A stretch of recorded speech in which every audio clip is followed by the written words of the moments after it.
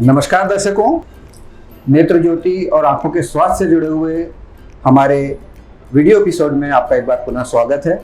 और आज हम चर्चा करने जा रहे हैं एक ऐसी लेटेस्ट डेवलपमेंट के बारे में जिसने आंखों से जुड़ी हुई समस्याओं को मध्य प्रदेश में खासतौर से एक क्रांतिकारी परिवर्तन लाने का काम किया है।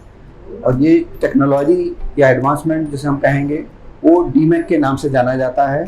और मध्य भारत में मैं कहूँगा कि संभवतः शायद एक ही चिकित्सालय और एक ही चिकित्सक ऐसे हैं जो इस सर्जरी में महारत हासिल रखते हैं।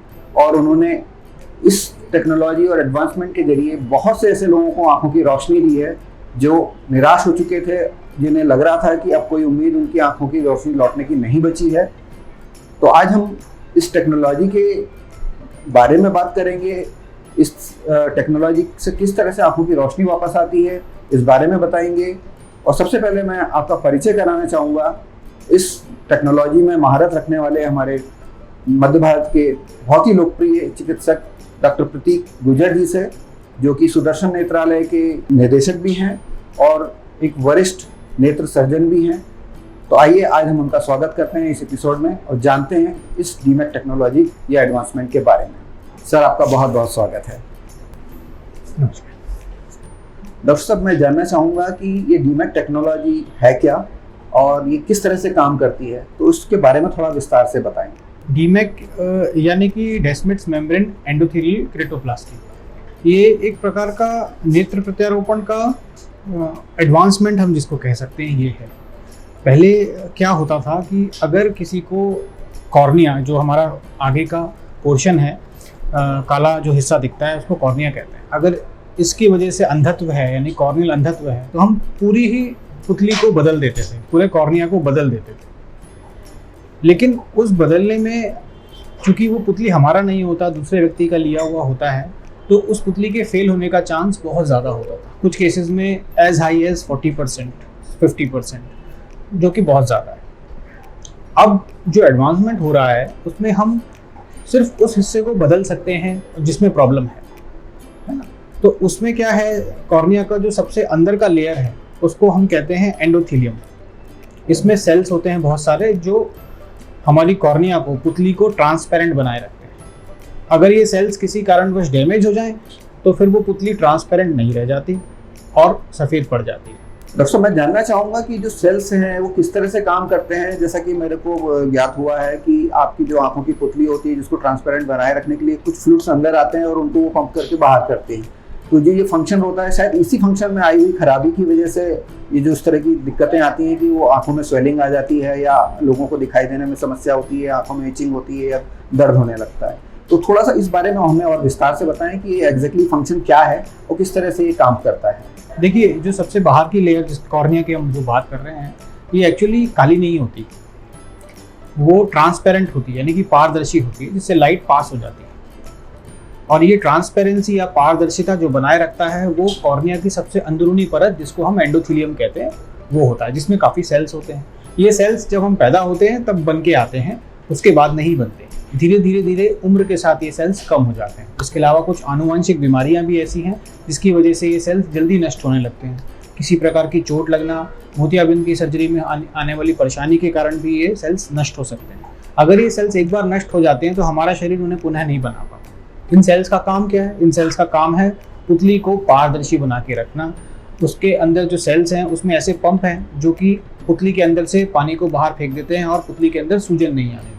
अगर ये सेल्स नष्ट हो जाएंगे एक बार, पुनः शरीर बना नहीं सकता, तो हमारे पास इनको नए रिप्लेस करने के अलावा और कोई तरीका रह नहीं जाता, जिसमें नेत्र प्रत्यारोपण या कॉर्नियल ट्रांसप्लांट की हमें जरूरत पड़ती है।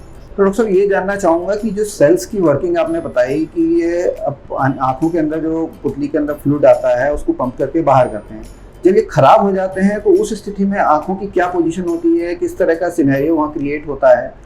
देखिए, आमतौर पे ये देखा जाता है कि अगर पुतली के अंदर वो सेल्स डैमेज हो जाते हैं तो धीरे धीरे करके पुतली में सूजन आने लगती है, जो कि नेचुरल नहीं है, क्योंकि पुतली ट्रांसपेरेंट रहनी चाहिए।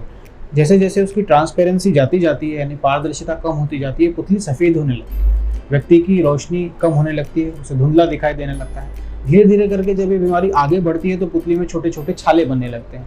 इन छालों की वजह से पुतली में चुभन होना, गर्दन होना, लाल होना, धूप ना देख पाना, पानी आते रहना, ये सब समस्याएं बनने लगती हैं। तो सर आपने जैसे बताया कि इन सेल्स का इतना इम्पोर्टेंट रोल होता है और जब वो अपना रोल अदा नहीं कर पाते हैं तो आंखों में फ्लूइड जमा होता है और वो फ्लूइड ही आगे स्वेलिंग का कारण बनता है, आंखों की पुतली को सफ़ेद करता है और आंखों में छाले पैदा करता है।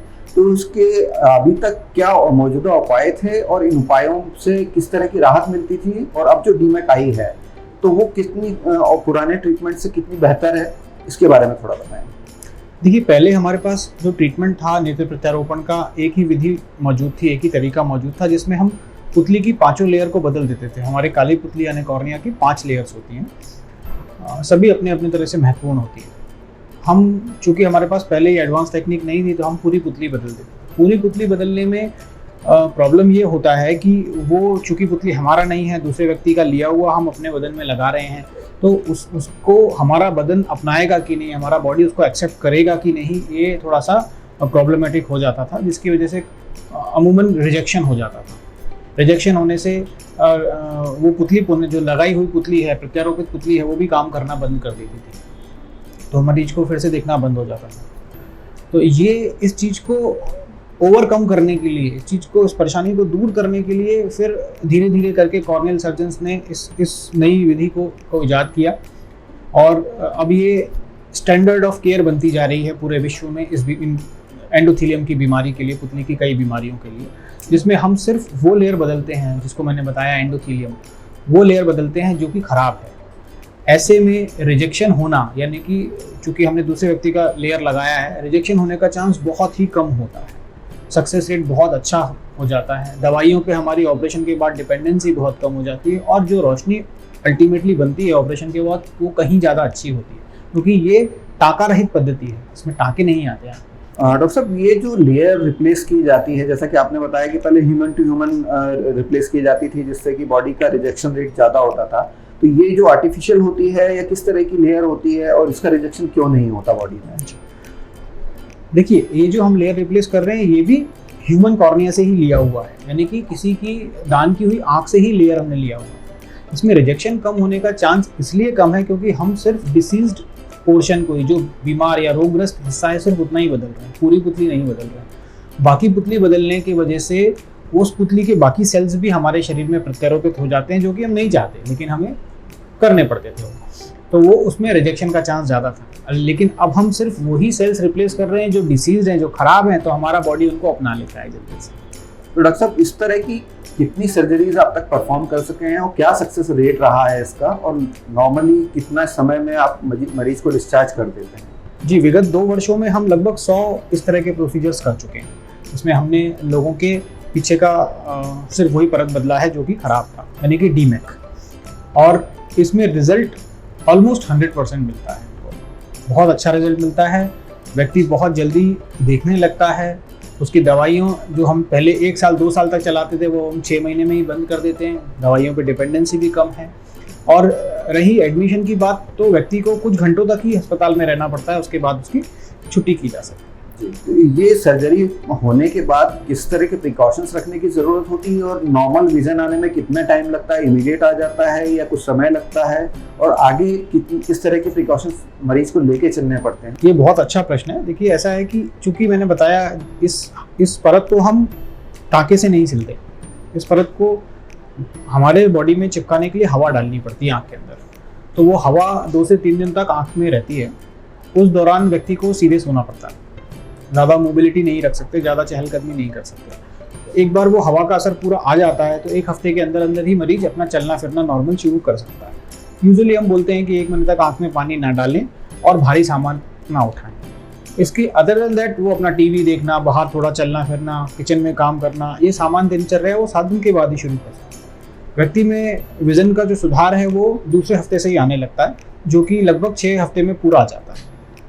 तो बहुत बहुत धन्यवाद डॉक्टर साहब आपकी इस जानकारी के लिए। हम आशा करते हैं कि हमारे दर्शकों को आज अपने आप में एक बहुत नई इन्फॉर्मेशन मिली होगी, क्योंकि जनरली ग्लोकोमा से लेकर तमाम ट्रीटमेंट्स मध्य भारत में अवेलेबल हैं, लेकिन जो इस तरह की टेक्नोलॉजी या एडवांसमेंट से जुड़ी हुई ट्रीटमेंट है, इसका अभी मध्य प्रदेश में बहुत कम प्रचार प्रसार हुआ है और इसके चलते लोगों को मध्य प्रदेश से बाहर जा करके अपने आंखों की रोशनी के लिए काम करना होता है या चिकित्सा करानी होती है, क्योंकि काफी हद तक महंगा भी होता है। उनको बाहर जा करके अपना रहने सहने से लेकर बहुत सारी चीजों पर खर्च करना होता है और अल्टीमेटली सेम रिजल्ट भोपाल में भी अवेलेबल है।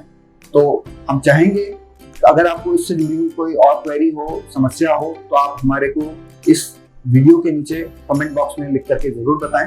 हम आपके और भी कोई प्रश्न होते हैं तो उनके जवाब देने का प्रयास करेंगे। बहुत बहुत धन्यवाद। आप भी बहुत बहुत धन्यवाद।